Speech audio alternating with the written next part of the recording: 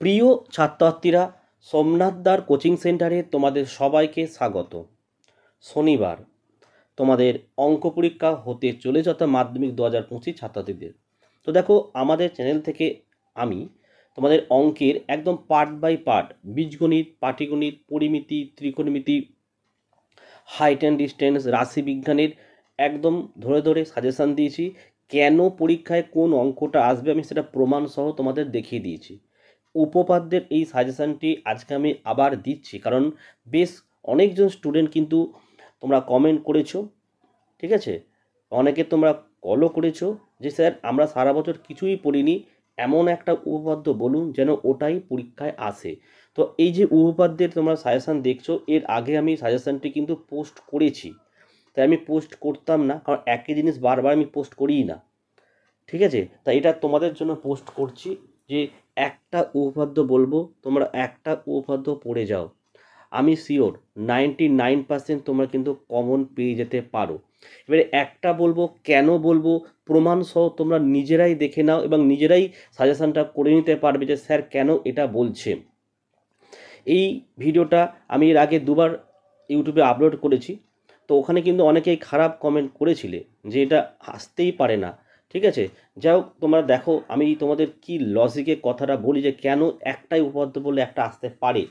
দেখো, মাধ্যমিক 2025 last minute উপপাদ্য সাজেশন। প্রথমে আমরা দেখে নেব কি কি উপপাদ্য। দেখো, 1 নম্বরে দেখো এটা সদৃশ্যতা হবে, হ্যাঁ?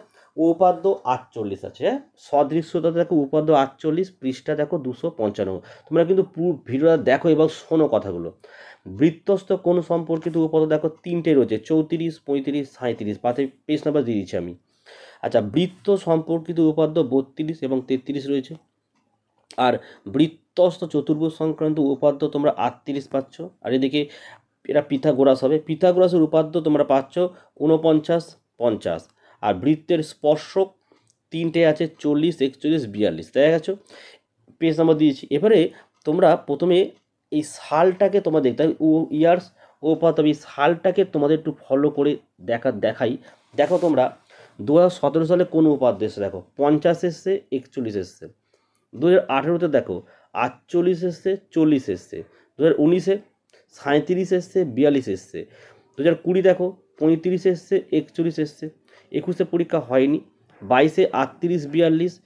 23-এ দেখো 38, 40। আবার দেখো 2022, 23, 38 এসেছে, রিপিট হয়েছে কিন্তু। আর 2024-এ দেখো 35 এসছে এবং 41 নম্বর উপপাদ্য এসছে। এবার তোমরা যে যেখানেই পড়াশোনা করেছো বা বিভিন্ন চ্যানেল তোমরা দেখতেই পারো, দেখো সেখানে কিন্তু তোমাদের বারবারই বলা হয়েছে যে এবছরে সবথেকে গুরুত্বপূর্ণ হচ্ছে তোমার 38, তাই না, 34। আর ওদিক দিয়ে কিন্তু তোমাদের হচ্ছে তোমার 48, 49।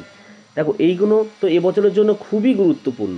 যদি এইগুলো আসে তোমরা তো প্রত্যেকেই কমন পেয়ে যাবে, কিন্তু যদি কমন না পাও কিন্তু সমস্যায় পড়বে। যেমন দেখো 2024-এ 35 এবং 41, এই যে দুখানো উপপাদ্য রয়েছে, তুমি দেখো বিভিন্ন চ্যানেলগুলো, কারোরই কমন আসেনি। তুমি আমার চ্যানেলে তোমরা দেখে আসতে পারো। 2024 সাজেশানে কিন্তু আমার সাজেশানে 35ও ছিল, 41 ছিল। কারণ দেখো কী লজিকে উপপাদ্যগুলো প্রতি বছর আসে, তুমি একটু ফলো করে দেখো। দেখো 2017 দেখো একটি জিনিস কমন, দেখো 41। আবার দেখো 2018 দেখো 40, 42। 41, 40, 42। আবার দেখো 41 এসছে, 42 এসছে, 40 এসছে, ঠিক আছে? আচ্ছা, আবার দেখো 2024-এ দেখো 41 এসছে। তাহলে প্রতিটা বছরেই মোটামুটি দেখো এই যে লাস্ট যেটা রয়েছে আমাদের, এই যে বৃত্তের স্পর্শক সংক্রান্ত যে উপপাদ্যগুলো রয়েছে, দেখো 3টে রয়েছে এখানে, দেখছো তোমরা 3টে রয়েছে, 40, 41, 42। তাহলে তোমরা দেখো 2017 সাল থেকে প্রত্যেক বছর হয় 40, 41, 42-এর মধ্যে কিন্তু একটা করে এসেই যাচ্ছে, প্রতি বছর একটা করে এসেই যাচ্ছে, হ্যাঁ? তাহলে এবছরে সবথেকে বেশি ইম্পর্টেন্ট কোনটা বলতো? 2024-এ 41 এসে গেছে না, বাদ দাও। তাহলে দেখো 40 আর 42। যারা একদম সারা বছর কিছু পড়োনি, তোমাদের জন্য আমি বলি, যদি তোমরা একটা পড়ে যাও, অনলি 42টা আসার চান্স কিন্তু রয়েছে। 99% কিন্তু 42টা কিন্তু আসার চান্স রয়েছে। কারণ আবার এই উপপাদ্যটা আসলে কিন্তু অনেকেই কিন্তু এই উপপাদ্যটা কিন্তু তোমরা পড়ে যাচ্ছ না, মানে 80 থেকে 90% স্টুডেন্ট কিন্তু 42 নম্বর উপপাদ্য তোমরা পড়ে যাচ্ছই না।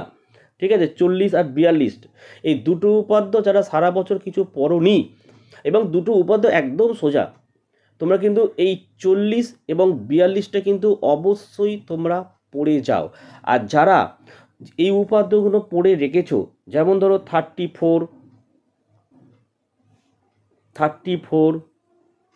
38 এই দুটো তোমরা পড়েছো, আবার ওখান থেকে তোমরা 48 পড়েছো, 49, তাদেরকে বলবো এই চারটে তো তোমাদের অবশ্যই মুখস্থ রয়েছে, কিন্তু তা সত্ত্বেও আমি তোমাদের বলবো যে 42টা কিন্তু একটু তোমরা দেখে যাও।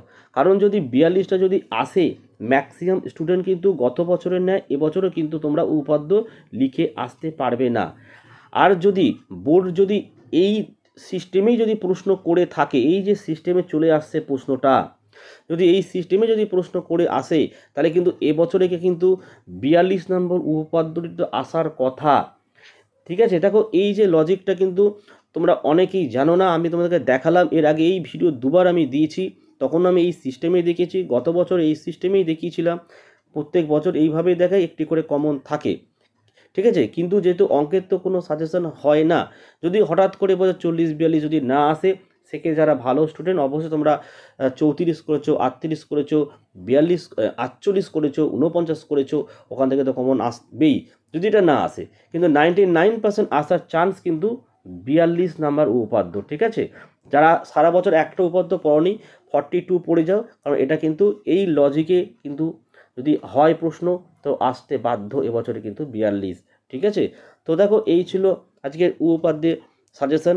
আমি বলে দিলাম যারা কিছু সারা বছর পড়নি অবশ্যই 40-42টা দেখে যাও, তার মধ্যে 42টা খুবই গুরুত্বপূর্ণ।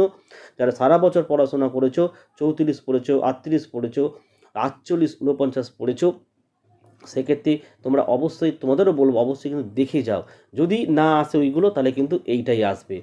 ঠিক আছে, তো দেখো এই ছিল আজকের ভিডিও। আর অঙ্ক সংক্রান্ত কোনো সমস্যা থাকলে তোমরা কমেন্ট করে জানাও, আমি অবশ্যই তোমাদের হেল্প করব। আজকের ভিডিও তাহলে এখানে শেষ করলাম, তোমরা প্রত্যেকে ভালো থেকো এবং সুস্থ থেকো।